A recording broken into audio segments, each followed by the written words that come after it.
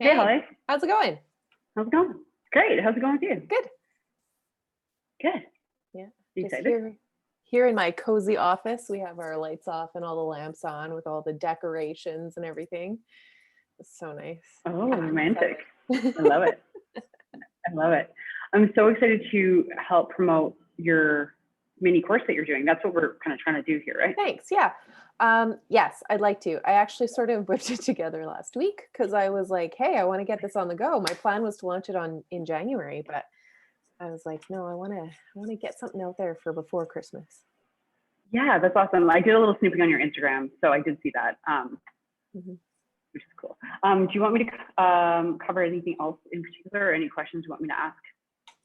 No, I'd love to just sort of chat about branding in general, like just Mm-hmm. healthy ways to help brand yourself Okay. or your business. I mean, the two are interchangeable. But Mm-hmm. yeah, like I've been really focused on sort of like making ourselves the priority in our brand when it comes to using it as a filter to get rid of the bad clients and let the good ones through. So Love it. so I think that, yeah. Because I mean, I can talk about what I do and everything, but I'd love it to be something that's got a takeaway. Yeah, totally. Okay, cool. Mhm. Sounds good to me. Okay, so I'm gonna hit the go button. Okay. Live on Facebook. And I'm just gonna ask them to choose the page.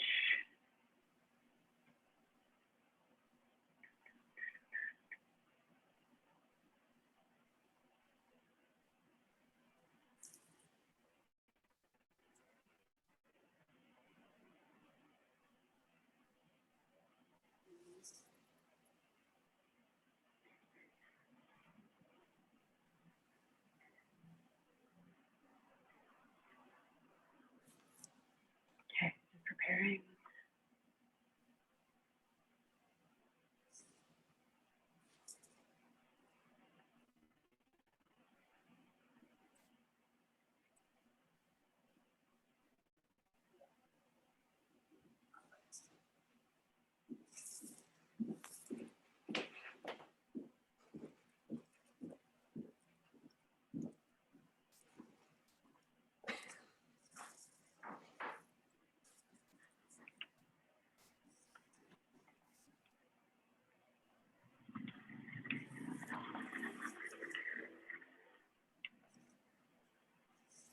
Okay.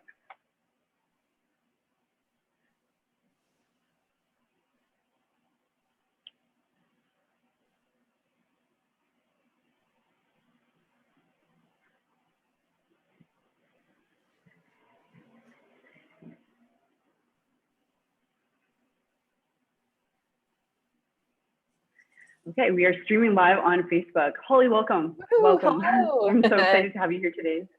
Yeah, thanks for having me. Hi. Yeah, definitely. So welcome everybody who's watching. I'll just give it a couple minutes before we get into the meat and potatoes of this chat today. But Holly Dalrymple is the founder of Pivotcreative.ca, and today we're going to talk about building brands that support our mental health. Such a juicy topic, hey, especially right now. Very much so. And, you know, it's something that in this past year, it's been very intentional for me to sort of investigate those different nooks and crannies where we can really focus on supporting ourselves through our brand. Because I feel like maybe in the past, I don't know if this is true for other people, but for me, it was very much like your brand is supposed to say something that you want other people to hear, but in a way that you feel this pressure that there's something you're supposed to be doing. And like everyone else knows what they're doing, so you should just copy what they're doing. And that totally sucks and isn't a great growth strategy. So yeah, this year it's been very, very, intentional about what are we doing? What am I doing with my clients? Like helping them grow their brands. What does that look like? Very, genuine and personal ways to sort of grow our brand. So yeah. I love it. Okay, so before we get into the question and answer piece, can you tell us a little bit about you and Pivot Creative? Just a little background of what you do. Yeah, so I am a graphic designer by trade and have worked in the industry for The last 6 years. And when I started out, it was more like, gun for hire freelance work, which is really hard and was really Mhm. exhausting. And I was lucky enough to be able to work with some brands that were like large enough that I learned a ton and really well respected. So to see how things worked for them internally and externally. Uh, and this year, things changed a little bit because my intent had been to create Pivot Creative this year. That was always the goal. All of my contracts were in tourism and events. So it happened quicker than, than I had originally planned. Yeah. And so what I do at Pivot Creative is I support small businesses in building their brand through their brand identity. So I do logos, mood boards, color, all of the different assets that you need to be able to get your brand going. I also focus on brand strategy, helping people build their brands very intentionally outside of those visual pieces. And this is something we can sort of get into after because I think a lot of people have a hard time understanding that a brand isn't a logo. And it really is at the most basic form, it's how you or your business, depending on if you're a service provider, how you or your business are known within the world, clients, whoever knows of you, how you're known. So that's essentially what your brand is. And so visuals, I do visuals for brands, brand strategy, and also focusing on more of an education piece of teaching people how they can be intentional about building their brands and really connect with their dream customer in a way that feels authentic for them and makes it sort of easier for them to connect because they get to behave the way they do in life instead of just this like What? expectation of what you should be doing. Completely. Yeah. When I think of like the brand professional, I think of a very sort of like one or two dimensional way of presenting yourself that's like very Mhm. professional and sort of like an almost like an avatar of yourself. So yeah, it's hard to kind of cram an entire human into something. So I love that you Mhm. said that brand is more than a logo, because yeah, I think that what is branding is a question that people ask. So you said it's how people come to know you and your company. Is that right? Yeah. So your brand is essentially how you're known. Branding is the things you're doing to interact in the way that you become known. So it's essentially the verb of the movement of the brand, right? So branding is, on its own, the things that you are doing intentionally or unintentionally to give yourself or your business a reputation. Mhm. Gotcha. Okay, cool. So definitely not a logo, and there is a strategy behind it. So I think that it's really interesting to be talking about then how a brand or how you're known, like how does that correlate with mental health and health? So can you talk a little bit about like how we can do branding or have a brand that's unhealthy or unsupportive for our mental health first? Yeah. Okay. So I'll give you an example of what an unhealthy brand might look like. Great. Um, so if you find that you're working with a lot of customers that you do not like, you don't really get along with them, they're disrespectful, they're not treating you well, you're not being taken seriously, then you have accidentally branded yourself in a way that your customers are the expert and you are not. And that is something that I see particularly in the freelance world because often when we're building our brand and we're growing, there is this panic of trying to find customers. Anyone who will pay anyone's money is good enough, right? So if you Yeah. do that, you never become known for anything specific or never really become known for anything that you're particularly good at. So, Mhm. you know, if you are not approaching your brand intentionally with like, how do I actually want to be known? What is my actual vision for this business? Then you can create a system where you're reacting instead of being proactive. And this is the main thing that I think where that mental health piece comes in. And this does not mean, I'm not saying this like you have to actually be a brand expert to be able to do these things. That's not what I mean. What I mean is when we're intentional and we have a vision about what we want to do with our brand and we're really clear on our values, then that means that we can use those things to inform how we're going to make our decisions in business and inform how we're working with our customers. So essentially, it just sounds like, well, isn't that just my business? Yeah, it really is. And that's I love it. and that's the thing, is when you're building your brand, you're building your business, and the two are not, they're inseparable. And that's, I think, why sometimes it's hard for people to understand the difference. Um, because you hear brand and you see a logo, which is super important, by the way. I'm not saying that that's not, but from the like out the gate, you don't have money to invest in yourself yet. You're just trying to get your customers. You can start building your brand even if you don't have a logo, by knowing where you want to go and knowing how you want to be treated. So an unhealthy brand, I would say, because that's sort of where we started, is not knowing who your ideal client is. At the very least, not knowing what their values are and not knowing what yours are. A healthy brand is really clear on who your ideal client is, like your ideal customer is, and being really clear on who you are as a business or a person. It really depends, because there's so many different types of businesses. Freelancers, you'd be more focused on yourself. If you have a business where you're the face of the business, then you focus on that. If not, then you sort of need to approach your business like it is its own person, and how do you want that person to be known? Because people really respond to being able to trust a brand or a business or a person by knowing them well. And so if you have a lot of clarity around those things, it's much easier to, first off, not sound like a robot when you're in your marketing, because it can be more authentic. You can say something you might normally say on a normal day, and then it turns out people just like you because that's actually how people consume, like that's how people buy. And so it's actually a pretty simple thing. And this is something that I always come back to, is knowing yourself well and knowing your dream customer and seeing where those things overlap is where you can build a healthy brand, especially if it means filtering out the people who might not be a good fit for you. So Amazing. That sounds so easy compared to, like, this sounds like a natural evolution of yourself and what you're trying to create with. And that's one of the reasons that people go into business for themselves anyway, is because they want to create a vision for a life that, is going to work better for them. Love it. Okay. So that's the unhealthy brand. Now tell us about a brand that supports your mental health. What does that look like?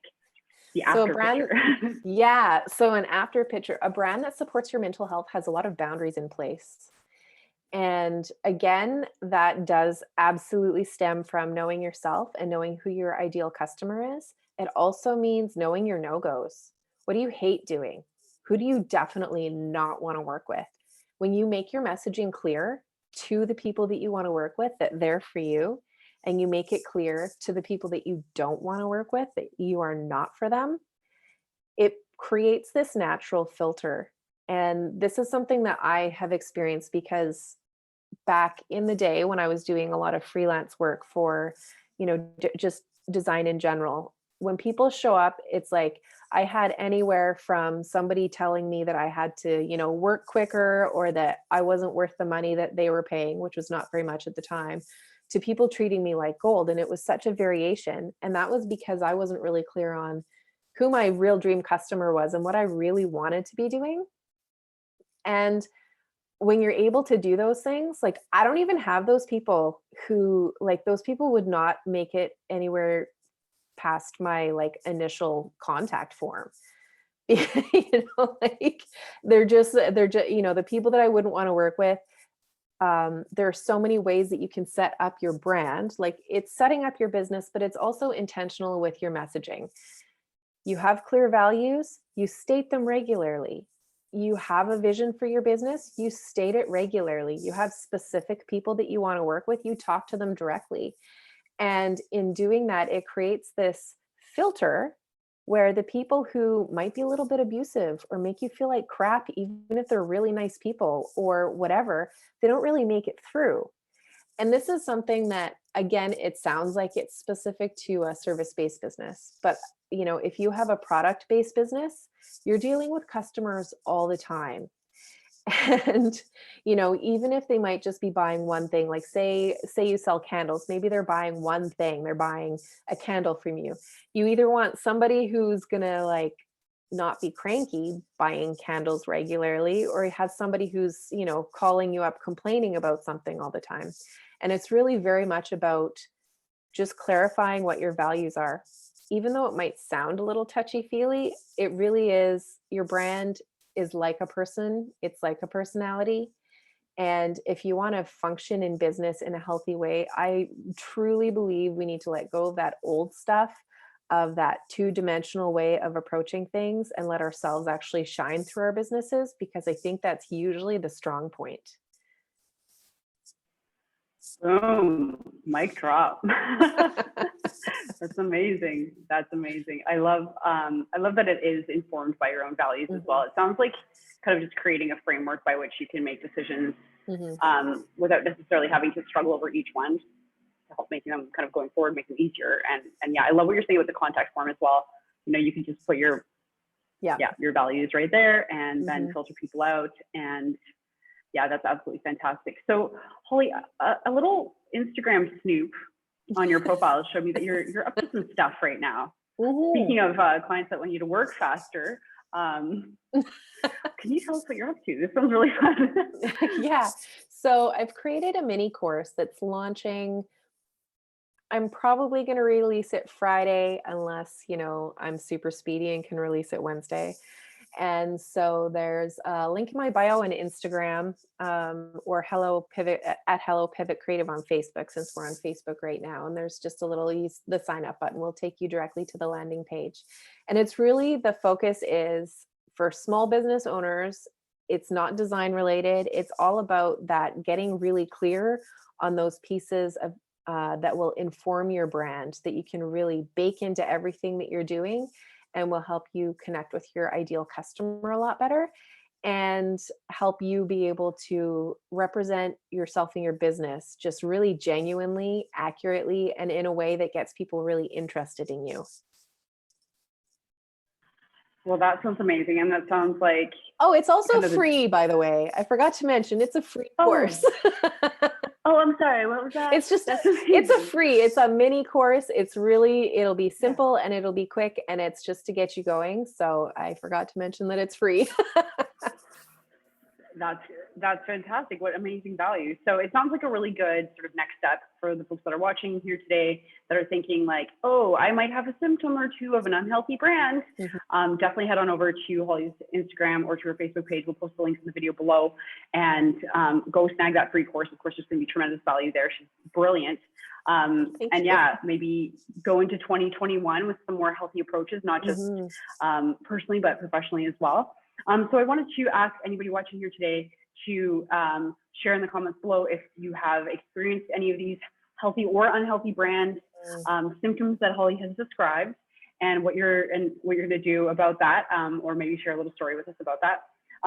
So I think when it comes to like the mental health aspect of things, you mentioned a little bit in your Instagram post, and I love how vulnerable you are. And I think in that it really does, broadcast that one of your values is empathy. Just talking about how working with the wrong clients and doing the wrong things and charging the wrong prices can really make your business suck to work in. Can you elaborate a little bit on how having those sort of unhealthy symptoms, like what that can look like in the day-to-day and why it's not so fun?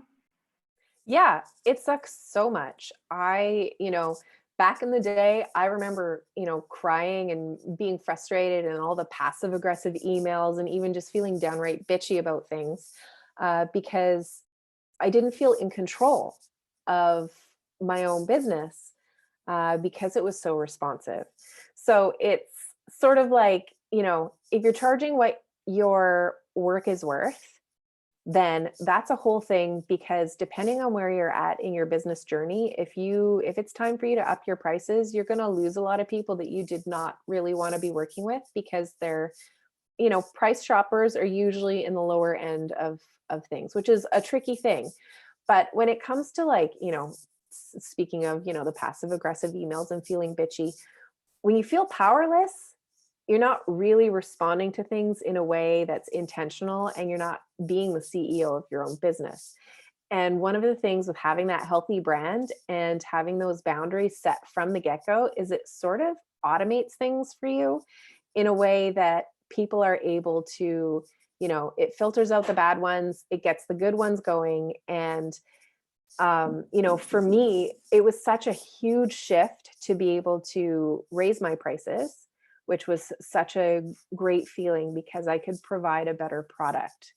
I created my own systems and my own services that are like, for entire projects, instead of doing a logo, I do an entire brand identity package where people get a lot of homework, honestly, because again, education is one of my values as well.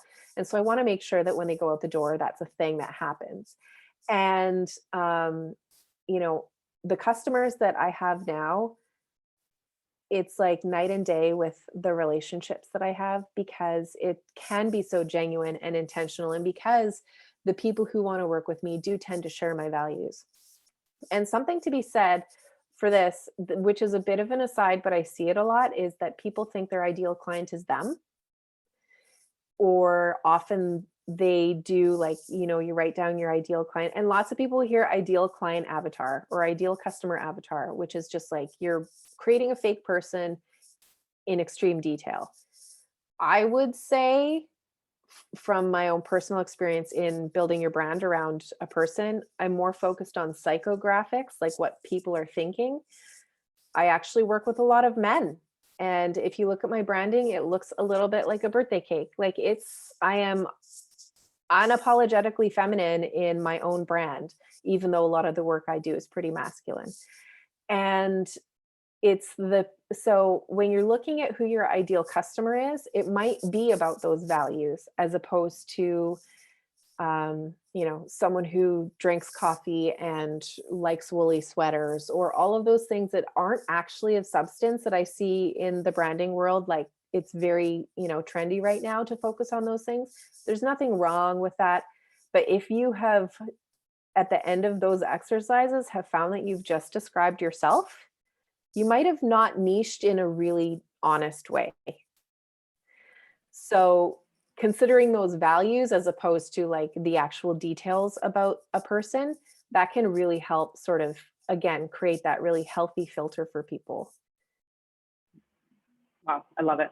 And you know what just occurred to me is that, Holly, maybe some of the folks watching today are like hearing us throw this word boundaries around, like, going out of style. And maybe it would be helpful to describe what boundaries mean to you, because they might also mean things to different people. Yeah, that's a good point. So when I'm talking about boundaries, I'm talking about creating something that will give almost like a filter for people who would say yes or no to something. So for example, if you don't want people to be talking to you disrespectfully, a boundary would be, in response when someone does, to honestly and legitimately say, I feel like this was disrespectful. This isn't how we do things here. And so a boundary is really being assertive in those ways. Now, the great thing again about building a healthy brand is that you very rarely get to that point because the filtering happens earlier because of how you're known. And that's the beauty of the brand, is it goes ahead before you are in your inbox with customers who are cranky. And it really helps be able to create that. So a boundary is really clarifying what is yes and what is no, and making sure that the yeses can consistently funnel through and the no's can stop and not really come through into the business. Yeah. Amazing. Okay, so we have, what I'm hearing in terms of benefits of a healthy brand is when you have like an automated process to filter out people you don't want to work with anyway. You have an ability to show up more authentically and shine in your business without having to contort yourself into a two-dimensional woolly sweater or other. And the ability to charge what your work is worth and actually do better work because you're in a better place yourself. Absolutely. And also it can potentially give you the opportunity to be doing the work that you do want to do. That's another thing when it comes to, like, if part of your thing is vision and you have a vision for your business to head in a new direction, then that's something like, and that's something I've included in the course, is talking about all of those things so that you are clear. Because a vision, sometimes it's important for people to be able to hear you as a business owner say, this is where we want to be in a couple of years, because it also creates a lot of community buy-in. The people who already like you and share your values, seeing that you want to go somewhere, they want to help you get there. Because again, if we think about brands that we know and love, often people are like, oh yeah, Nike or what at Coca-Cola, because those are the trendy ones. Those aren't actually the brands we're probably interacting with on a daily basis. It's probably more on a local level where, the shop down the street that you really love, you want to see them succeed. And so there is if you're talking about your vision, there's a very good chance you're going to get more buy-in and get there quicker because your customers want you to get there too. Yeah, that reminds me of that Simon Sinek TED talk about the power of why, and just, bringing in these things that you sort of said, where like they seem a little sort of woo-woo or floral or whatever, but I mean, humans are attracted to story, and we're attracted to things that have meaning, and it isn't just, I think especially as more and more of the workforce transitions from workforce into freelance and or business ownership, these are all really timely topics and very helpful. Some of the statistics that I've seen around freelancers, they tend to earn a lot less, and it's difficult, I think, to transition into a space where you don't have that HR support, you don't have the operations and the finance. So as a small business owner, especially, you're doing the HR, the finance, the marketing, all of it yourself. And it sounds like if you have built yourself a healthy brand, all of those other sort of departments will be informed by your processes. Absolutely. Great. Absolutely. Yeah. Wow. It's like a really smart way to start. It is. I wish I had started exactly. that way 6 years ago. It would have absolutely changed the direction of my business so much sooner. Yeah, and I agree with you. I've certainly, I like to learn things the hard way myself. And I've certainly built brands where I've been on the other end of abusive phone calls and emails and people, and I really do believe in that thing. You train people how to treat you kind of thing. So yeah, it's super important to set that stuff up front. So if you could give our viewers any sort of takeaway besides, of course, going and downloading the mini course, it's going to be available either Wednesday or Friday, depending on how speedy Holly is. Yeah, that's right. What would be some takeaways for people who are feeling like their business isn't serving them and it isn't supporting their mental health? Well, I think when it comes to it specifically from a brand perspective, looking at, are your values, first off, do you know your values? Is that something that you thought about? Because it sounds like obviously we would know our values, but if you literally list them, is your business functioning in a way that matches your values? Like, are you able to function as a person within your business the way you want to show up in the world in general?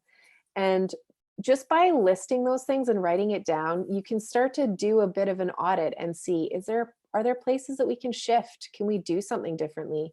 Even if it's email, the way, like if you're having trouble with your customers through email, how's our tone? Do we need to shift that? Is that not reflecting our values? Is that, and then also just setting those boundaries of what is our response going to be if we're not able to have those values be respected, because sometimes it's about saying no to customers. Yeah, I think a lot of time it is. And I think that especially for folks starting out, it can be really difficult because it seems like saying no to money. But Exactly. what I always tell people, and I've experienced myself, is if you say no to bad money, it makes space for good money to come It does. through, and that, is great work, people you love to work with, work you're excited to do every single day. Okay, so do a values audit. That's really good. Makes sense to me. One thing that pops into my head too is like, I love this. It's such a basic sort of piece of advice, but I write a lot of letters that I don't send. Yeah. If stuff like this is popping up, just on a piece of paper, no emails, anything like that. That helps my mental health tremendously, just to kind of find out what's going on with me. Because sometimes when, being self-employed, of course, we're so busy, we have lots going on. It can be hard to identify, like, what is the source of my crankiness? Yeah. And if it's your, and if it's a customer or a process or something, like that's a great way to identify and shift through all the feelings. Yeah, absolutely. Anything else that you'd like to add in terms of tips or anything that you think our viewers would get value out of? Oh man, I've already been so chatty. I probably could keep talking for forever. So I think I'll leave it at that. Sounds good. Knowing when to say no. Love it. Walking the walk. Okay, folks. So this is the fabulous Holly Dalrymple from Pivotcreative.ca. If you haven't already, please go to her website. Go give her a follow on Instagram. Give her Facebook like. I will post all the links below. Make sure you grab this free course. It sounds like it's going to turn 2020 into a fabulous 2021. And of course, we're all about, have good mental health, make good money, do good work. And that's what we're all about here at researcher.co. Thank you so much, Holly, for your time. Really, really appreciate it. Thanks so much for having me. Thank you. Take care. See Bye-bye. ya.